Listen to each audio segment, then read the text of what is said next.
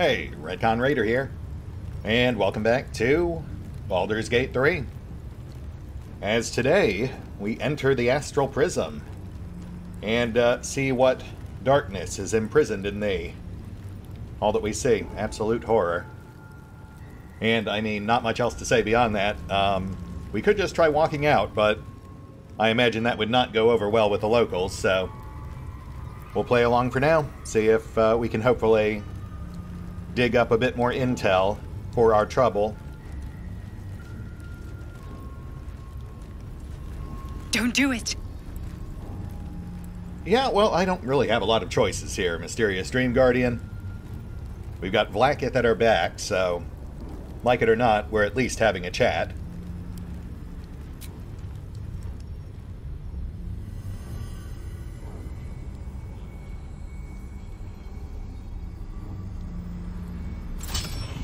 Heat pulses out of the astral prism as it begins to flower.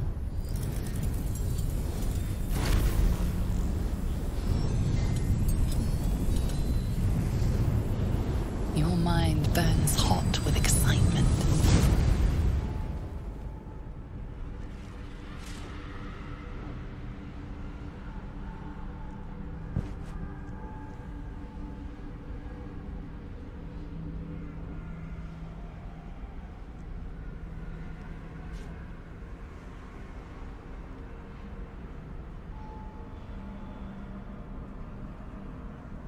A timeless space, bounded, compressed in a fold.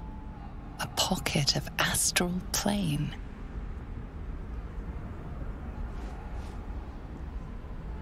Boundless. Timeless. Like every dream that ever was stitched together. It is home.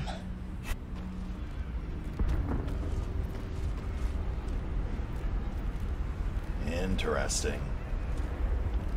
And I mean, obviously, this is where the Dream Guardian originally contacted us from. We can even see the giant skeletal battleground just beyond these floating rocks.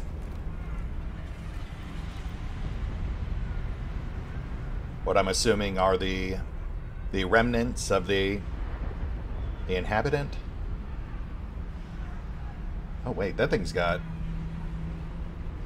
4 arms. My assumption would be that that's what's left of Orpheus, but if he's a Gith, why would he have 4 arms? The field around its head certainly implies that that's where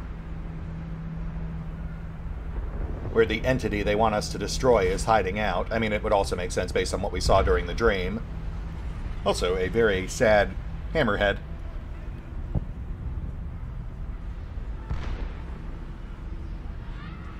Oh, interesting. We've got an errant ring over here, which seems to give way to a portal, no doubt into the sphere off to left.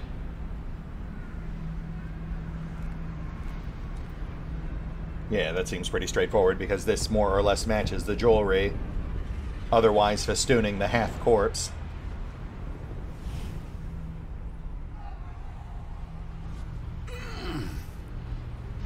Whee!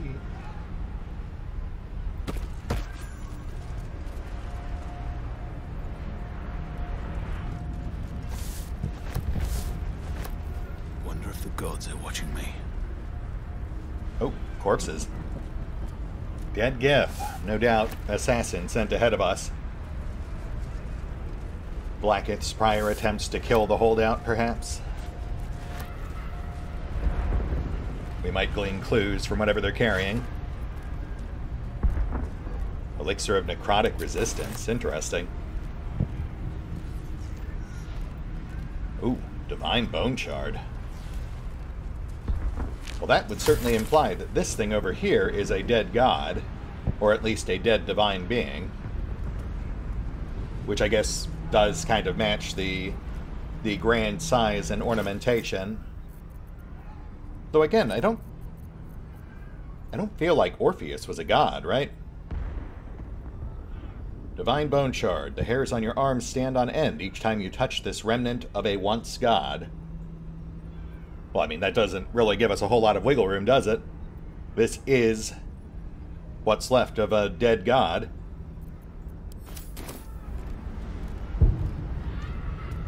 Let's see what else we've got here.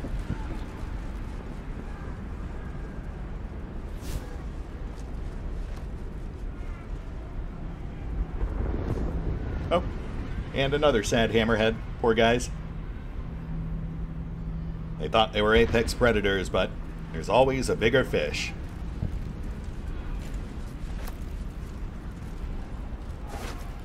Here we go. Inscribed Githyanki Slate.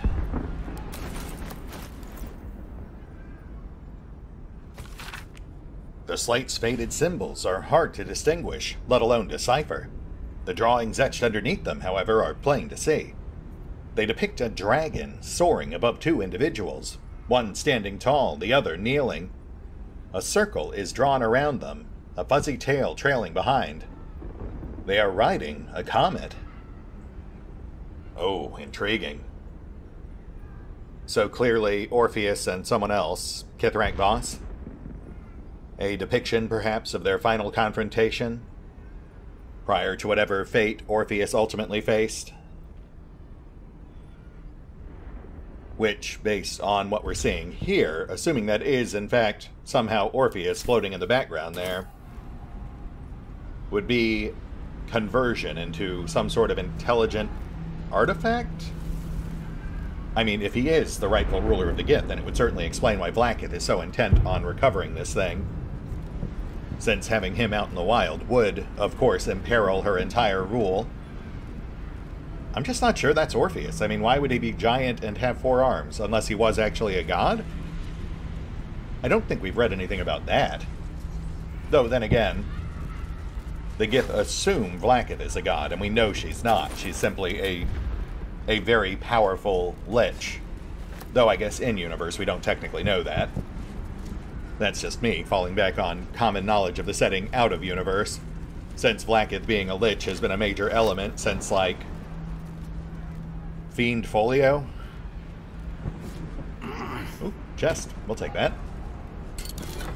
It's honestly kind of wild to me that they keep bringing her back.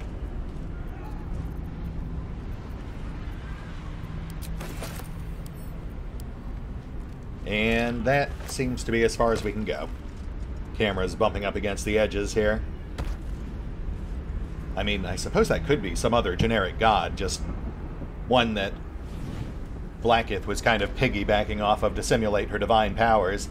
I'm racking my brain trying to think of what god it might be, but nothing is springing to mind, especially since half the gods I think of as being dead apparently have all come back to life in more recent editions, so, you know, that does kind of complicate things. I stopped paying attention to the lore after 3rd edition, only to find out, since I started playing this game, that they basically just undid or retreaded a whole bunch of stuff that I thought had been long resolved. But, you know, we'll ring ourselves in, see if we can find some answers.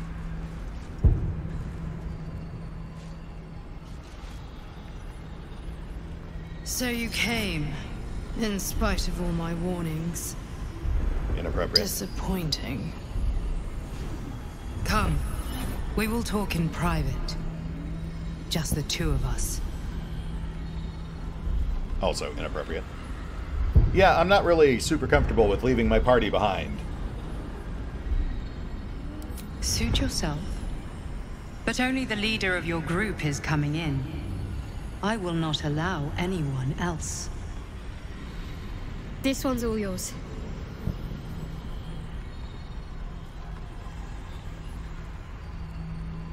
Okay, well, I have no real choices here, so, sure. Let's do this. I may have made a mistake, trusting you. I told you to stay away from the Githyanki. But you just couldn't help yourself. Could you? Yeah, you're not the squid boss of me. And now... you've come here to murder me. I am actually in here because Blackith showed up, and I'm pretty sure she would have killed me if I hadn't come in. Also, she told me that you're a part of the Illithid plans for planar domination. Any comment on that? I told you I stole the artifact from someone. Did you? Well, I stole it from Drakiith. Since then, she has become desperate. Drakiith wants me dead because I know her secret. It is a secret so great that if her people ever found out, that would be the end of her rule, the end of her. That same secret is how I've been protecting you from the Absolute. I can hear your thoughts. You think I'm lying. Drakiith warned you that I would try to deceive you. But consider this. What reason have I to deceive you? I want the same thing as you. Freedom. I'm on your side. I have been since the very beginning.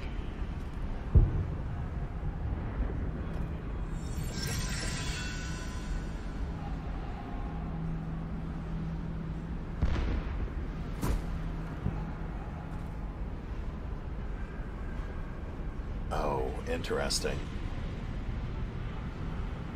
Okay, you know what? I am forming some new potential theories here. So this weapon you just fabricated out of nowhere, I can use this to kill you, quote unquote? I already told you I protect you, that I saved you, that I'm just like you. If this was not enough to convince you, what more is there to say?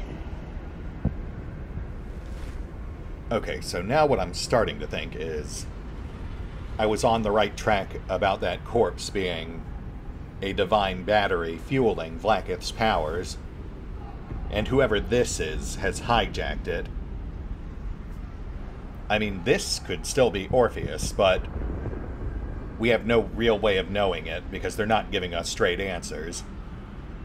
Yeah, get up. I'm not killing you just yet. It seems I was right to put my faith in you after all. Thank you. Drakiith will be furious, to make no mention of your Githyanki companion. The Lich Queen fears nothing more than the loss of her empire. The knowledge I have of her deception will bring that about. I mean, just to be clear, as we all know, Drakiith is a real god. So how could you possibly pose a threat to her? Godlike in power, yes, but with none of the sanctity. Drakiith is lying to her people.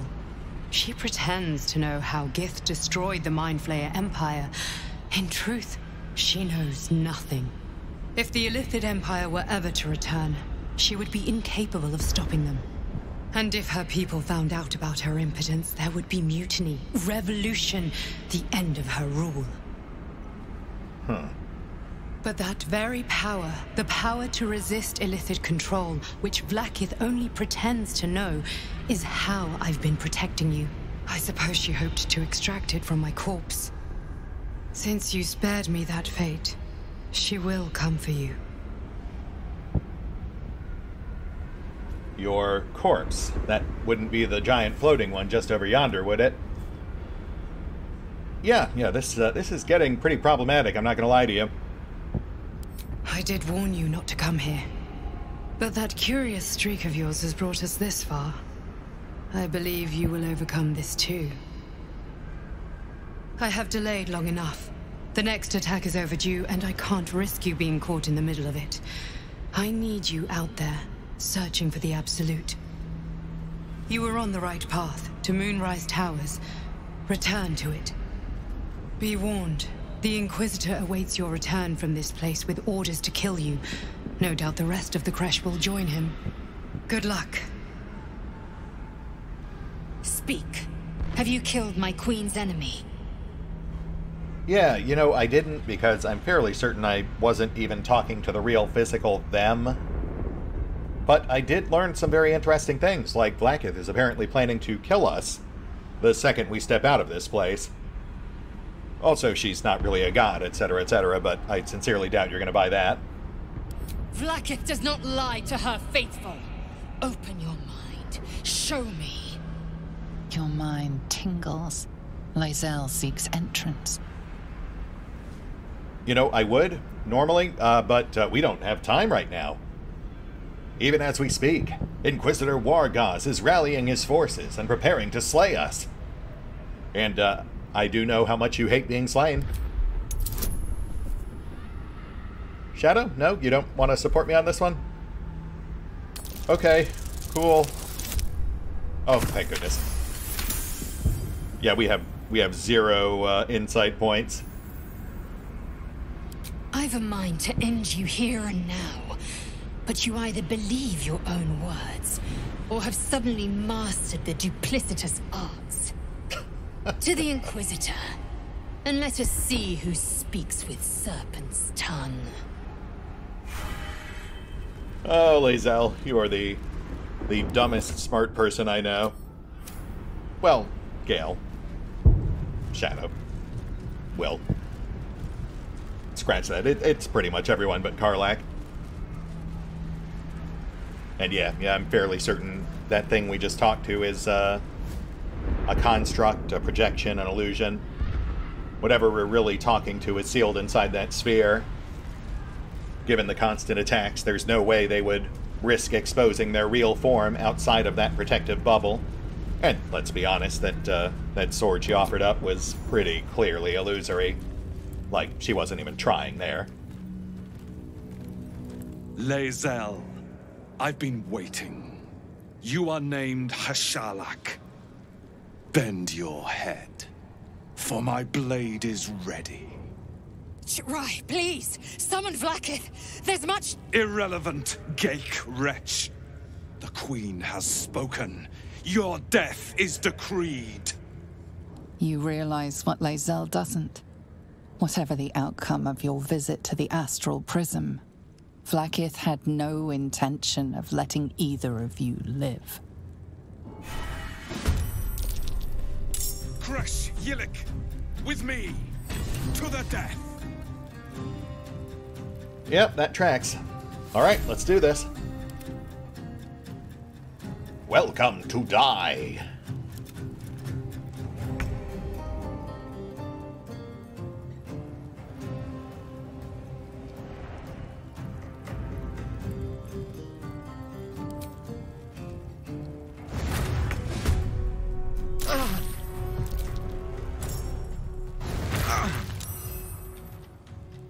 Oh yeah, well. Time to push my luck again. Welcome to die indeed. That extra imp attack really pushed it over.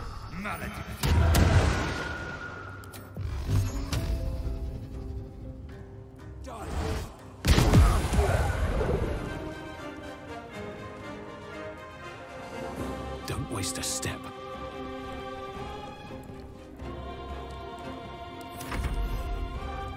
We've got some casters in the mix. Let's get Rex on one.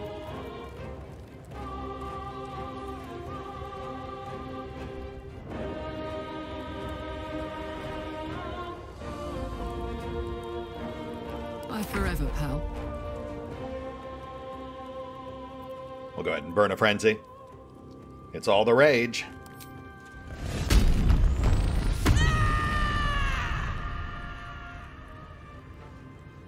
Nuke the casters. Find a route. Handy. One out.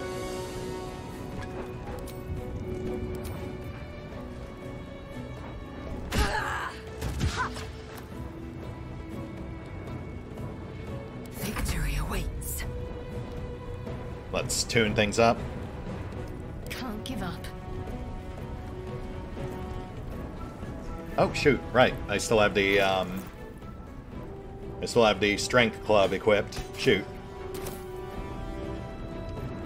Dang, that really does limit our options here. Alright, well, I mean, it's 5-3. I think we're okay.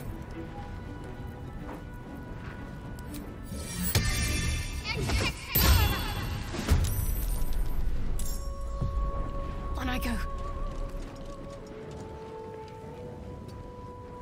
And Lae'zel. Time to strike.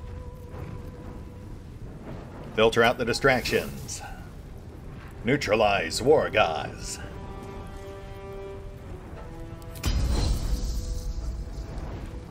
I will not know failure.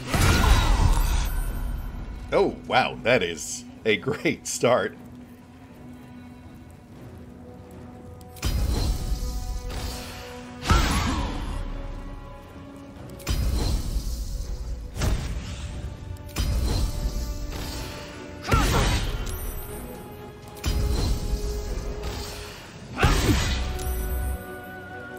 No luck on the disarm, but we have knocked off 60% of his health. I will absolutely take that. Only real downside now is that he gets a chance to fight back, which I suppose is only fair.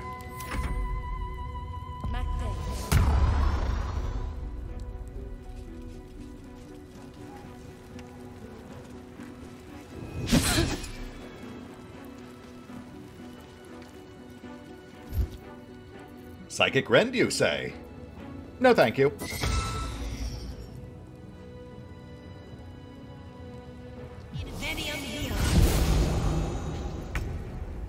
Wow, that is an interesting place you have retreated to.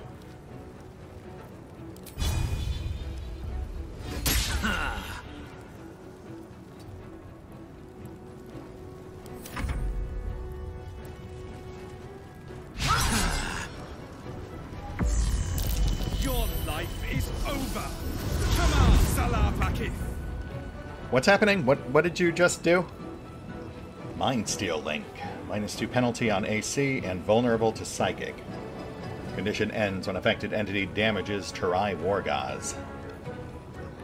Oh, well, I mean, yeah, I can certainly do that. Watch this. Throw down. Ah, too heavy.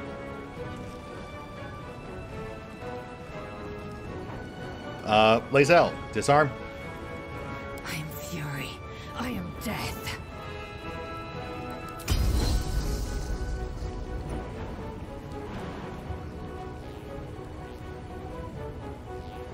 Hibbity hup.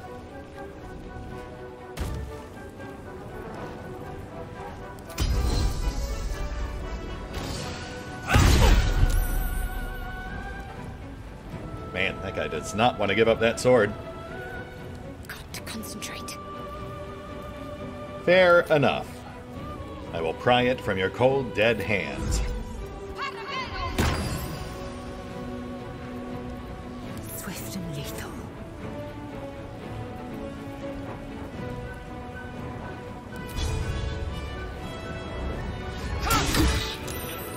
Solid.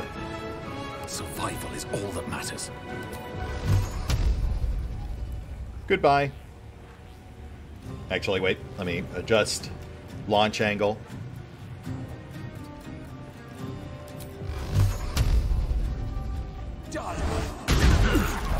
Oh no! Wait, why did you fall down even though I missed? I don't understand entirely what happened there, but that's fine, I'll take it.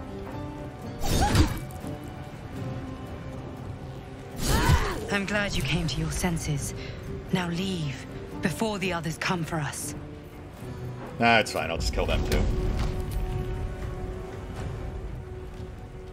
Easy. Well, so much for peace. And thus ends the tale of Inquisitor Wargaz, who died in as confusing a fashion as he lived. Kind of a scathing indictment of all Gith society, really.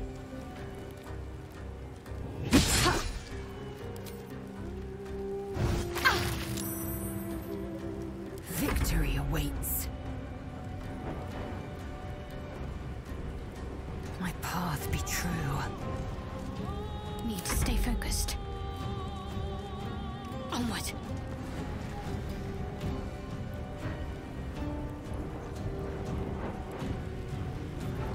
Nah, what am I doing here? We're gonna win this pretty much no matter what.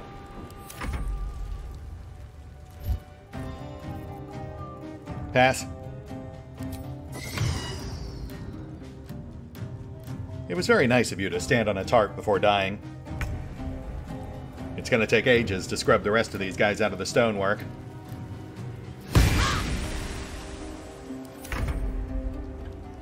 Light on my feet.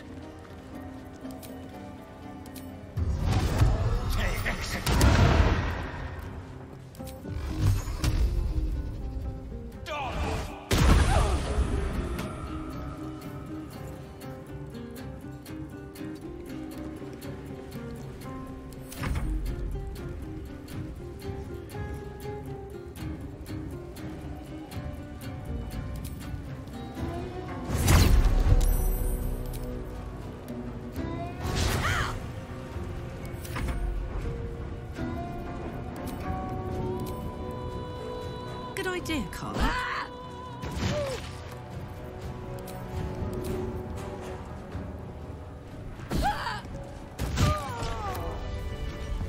Huzzah.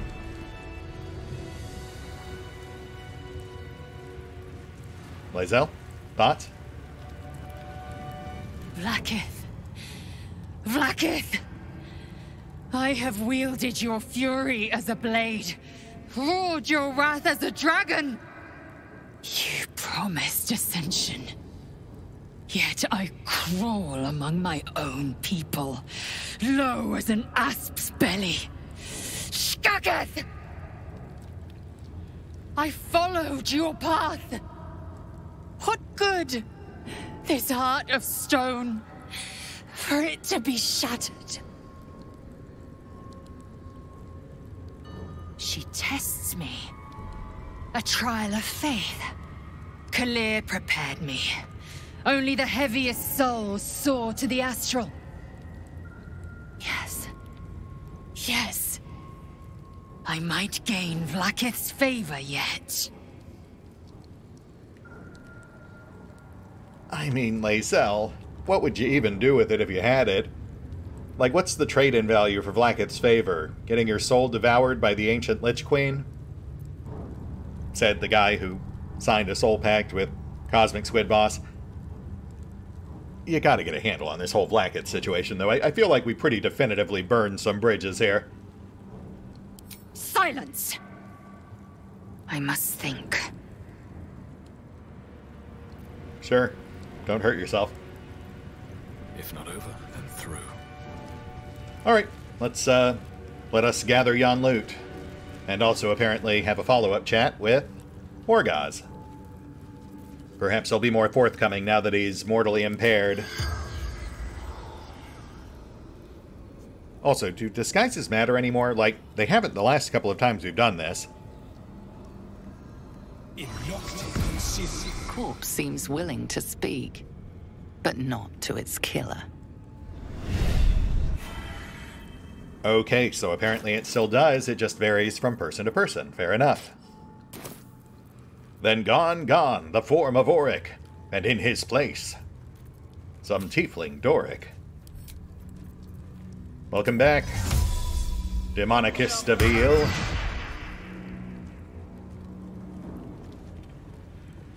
Also, Potion of Angelic Slumber. Drink to fall into a 2-turn slumber. Unless interrupted, you gain the benefits of a long rest. One of the few ways for elves to experience sleep.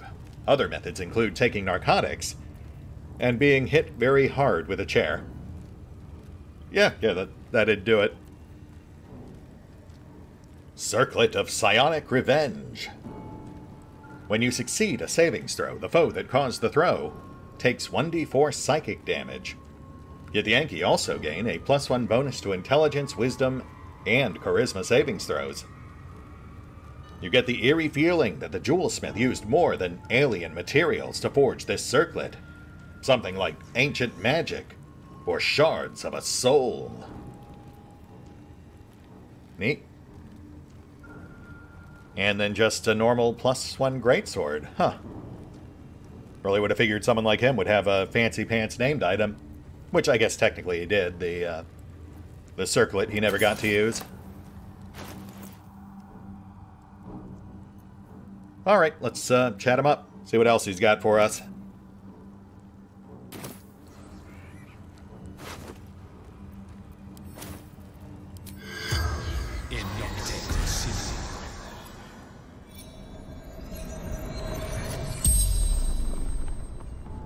The corpse regards you lifelessly. Hail, my fallen friend! 'Tis I, Demonicus Deville, the evil archmage that so often dogs the steps of my draconic foe, the accursed Auric. I have many questions for you. Tell me, what is actually inside this astral icosahedron that you and your ilk are so eager to die for? A secret used by Giff to free us of Gake shackles. I see. I don't suppose you would be willing to elaborate upon the sinister specifics of this secret? The corpse remains silent. It does not know. Oh, right. Yes, of course, because I guess if he did know, he would also know Blacket's secret. And then she would have killed him. What of the Absolute? I don't suppose you know the true nature of that beast. A front, masking the grand design. Sure, that makes sense. Though I suspect there's more to it than just that. And you, my ineptly obtuse ally? What was your true purpose here? The Inquisition. To find the artifact, the Astral Prism.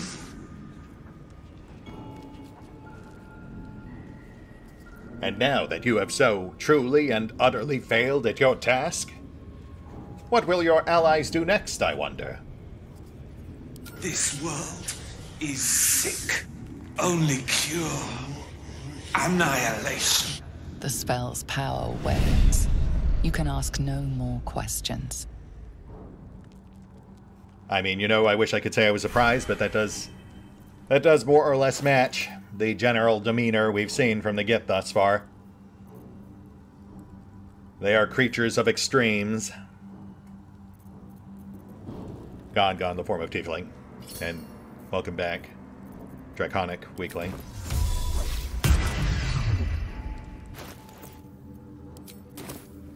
So not really a lot of substantial information for us to chew on here.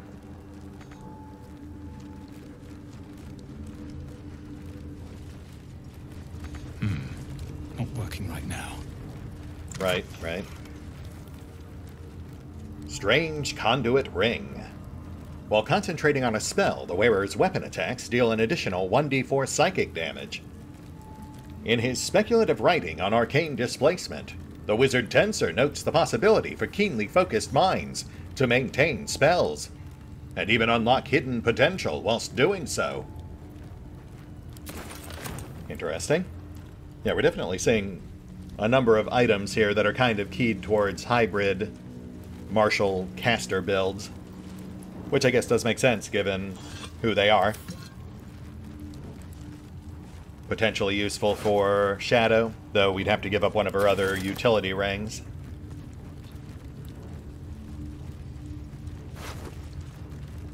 And then lots of generic +1s. I imagine all these guys have one.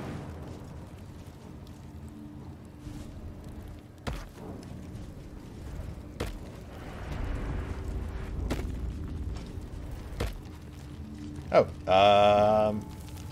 yeah, that's probably fine.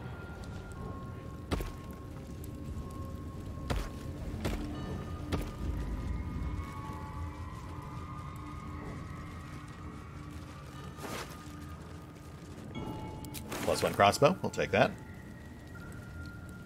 Ooh, yes, and confiscated book. Let's check the lore books.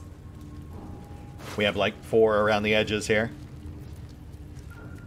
Diadem of Arcane Synergy. When you inflict a condition, gain Arcane Synergy for 2 rounds. Weapon attacks inflict additional damage equal to spellcaster's ability modifier. Okay, so yet another item intended for martial casters. Might be a good fit for Will, though we don't really use him. Let me just clear some space real quick. We're picking up a fair bit of loot here.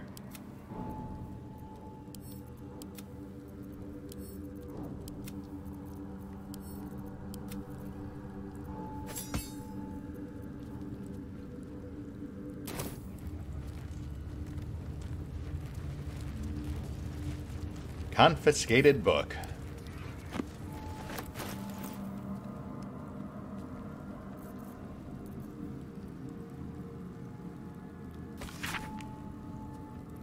The pages of this book have been entirely ripped out and replaced with one crudely pasted message in the common tongue. Please note that any literature concerning the below topics is strictly prohibited. If it is found in your possession, it will be confiscated. If you are found to be reading it, you will answer to Kithrak Therazin herself. Orpheus. Infernal metals. Magic of the undead. Yeah, I guess that tracks. I mean, Blackith's whole deal is being the ancient Lich Queen who devours the souls of her most powerful followers, and apparently, possibly taps into a dead god to further bolster her powers. She would want to have a bit of a monopoly amongst her people when it comes to those sorts of necromantic rituals. The infernal metals thing, though, that feels a bit out of left field.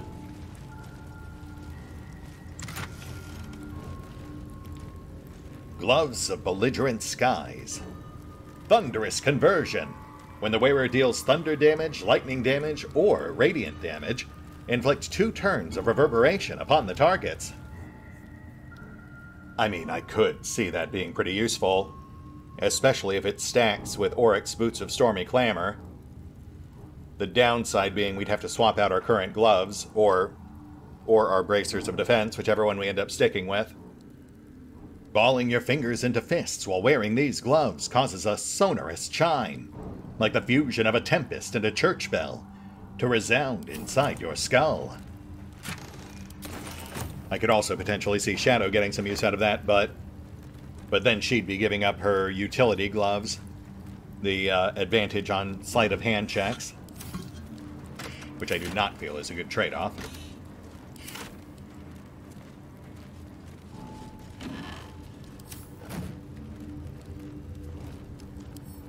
Yeah, let's scoop all this stuff up, give it a quick gander. Though I imagine this is all fairly basic, outdated info at this point, considering... Actually, that last one was on Voss.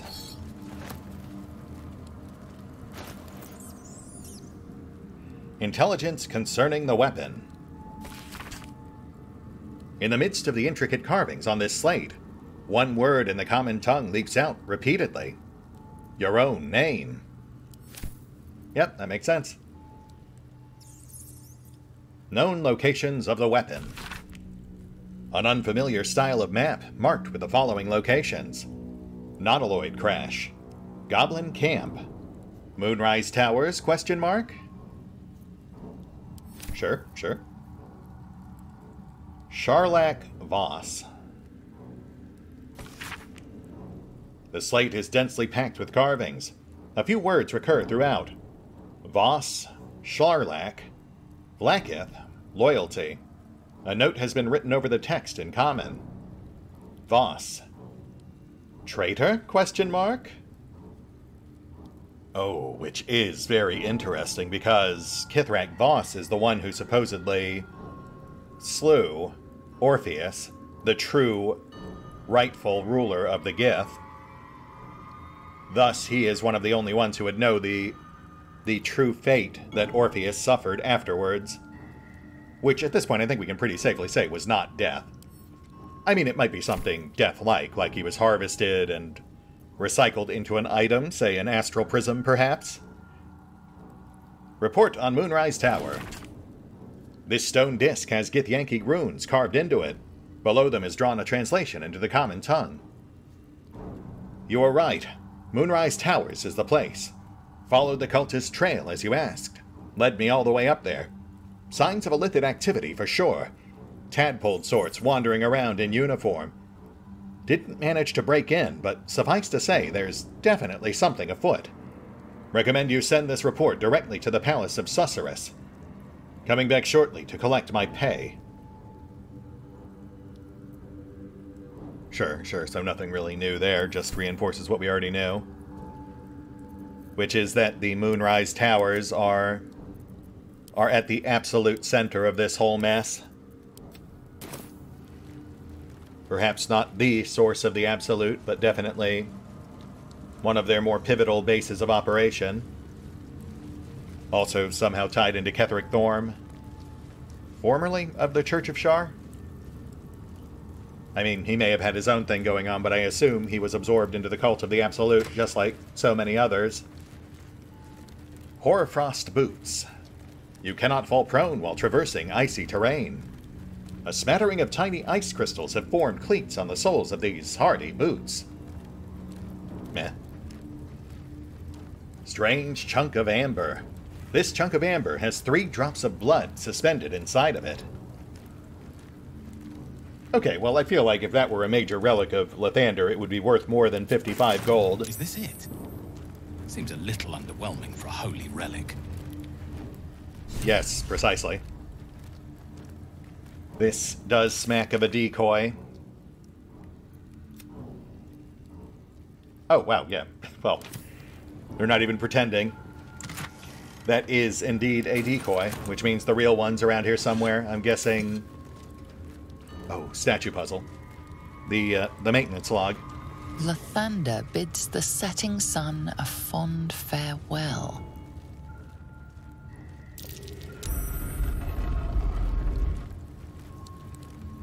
So, west.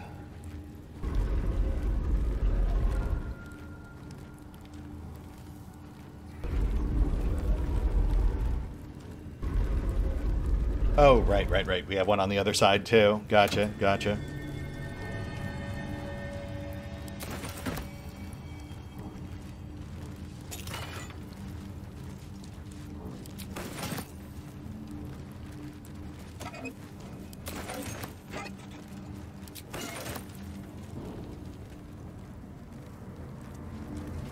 Lathander blesses the rising, bountiful sun. Which would be east. Oh, wait, we rotate the statue and the base separately?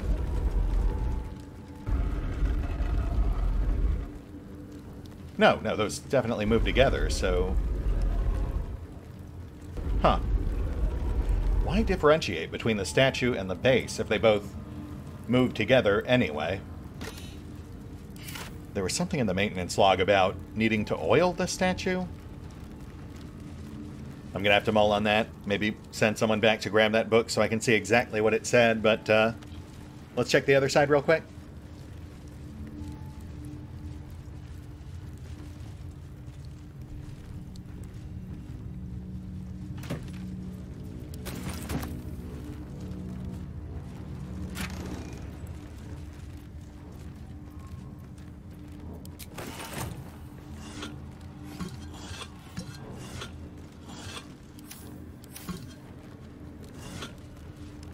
Skin Burster. Well, that sounds delightful. Though I guess technically most weapons are skin bursters. +1 halberd. When the wielder deals melee damage with this weapon, they gain 2 turns of force conduit. In mellow light, the halberd's curved steel head eerily resembles a grin.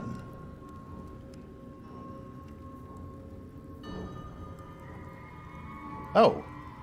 Interesting. It grants a stacking resistance to basic physical damage. But if you take damage while you have at least 5 stacks of it, it also inflicts 1d4 force damage. Presumably on everyone within 6 meters? The DR aspect isn't bad. But the force damage is really more annoying than helpful, especially if it's indiscriminate. Kind of a moot point regardless, I suppose, since we don't really have a dedicated polearm wielder. Not since we Not since we switched Lae'zel back off to greatswords. Necklace of Elemental Augmentation. When one of your cantrips deals acid, cold, fire, lightning, or thunder damage, add your spellcasting modifier to the damage dealt. Ooh. Well...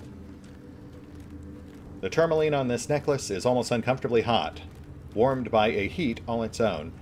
I wonder if that would trigger off of the lightning stacks that we build when we're using our normal Eldritch Blast, because otherwise it would not trigger off of Eldritch Blast. I might have to give that a shot. Though it might be a safer bet to just toss it to Gale instead. He'd have a much easier time triggering it, I suppose. And I think that's it for the broad strokes, aside, of course, from whatever's going on with the statues over there. But at this point, I think that's best saved for next time. Not bad. I do kind of wish War Gods had put up more of a fight. He went down way too easy for all that build-up. And we got a ton of loot I don't feel like we really earned, but then again, none of it's really stuff that I'm particularly excited to slot into our builds. Maybe that necklace.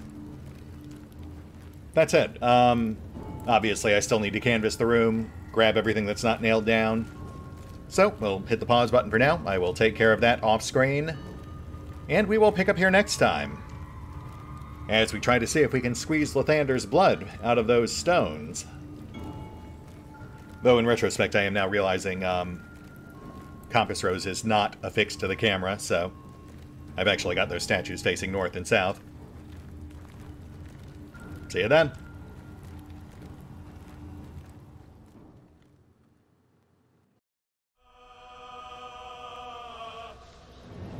Oh, and special thanks to the Raiders, the fine folks who help make these videos possible, including but not limited to Eerie V23, Revenant, Alois, Croaking LOR, Dragon Matrix 7, Drakiith, EgonAlter, Exsellsior, Gottlieb, James Trimmier, Kazorm, Mark Giemza, Nathan Welch Jr., OverlordPherom, RandomPassrby, RobbyB, Tomasz Piątkowski, Triphoppenskip, and Valinrook. Thanks for your support, guys. That said, if you'd also like to help support the channel, then feel free to push the buttons that do the things. Trust me, it does make a difference. Or you could even check out the PayPal, the Patreon, the Nexus GG, or the YouTube memberships. Links are in the description. Silence! I must think.